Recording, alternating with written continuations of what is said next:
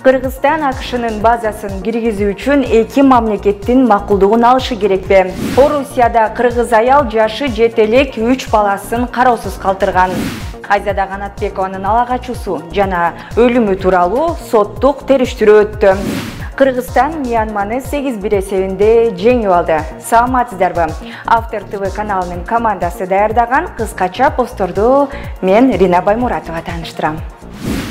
Кыргызстан АКШнын аскердик базасын киргизүү үчүн эки мамлекеттин макулдугун алышы керек. Мындай пикирин саясатчы Жогорку кеңештин экс-депутаты Равшан Жээнбеков билдирди.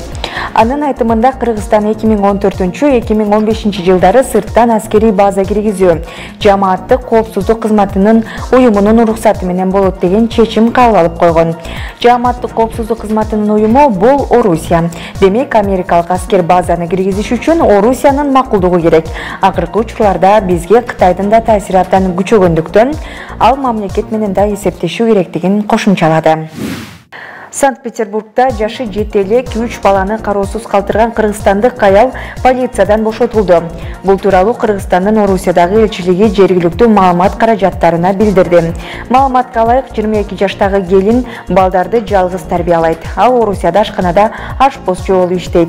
Жашы жете элек балдарды кошуналары таап, тез жардам кызматын чакырып, укук коргоо органдарына кайрылышкан. Милиция кызматкерлери балдардын энесин таап, милдеттерин аткарбагандыгы үчүн протокол түзүлдү.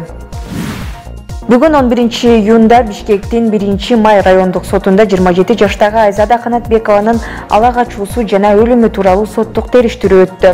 Айыпталуучулардын бири Орузбек Нурумбетов ошол күнү Замир Теңизбаев менен кафеде жолукканын, анын үйлөнүүсү тууралуу сүйлөшкөнүн айтып берген. Замир бардыгы романтикалуу болушун каалаган. Ошондуктан Айзада Канатбекованы ала качууга жардам берүүсүн суранган. Айыпталуучу 15 сааттан кийин Айзаданын ала качуу видеосун интернеттен көрүп калган. Көп өтпөй айыпталуучуну милиция кызматкерлери камап кетишкен. Бүгүн 11 июнда Осака шаарында болуп өткөн Мьянма менен Кыргызстандын футбол боюнча улуттук курама командаларынын беттешинде Кыргызстан 8-1 эсебинде жеңишке жетти.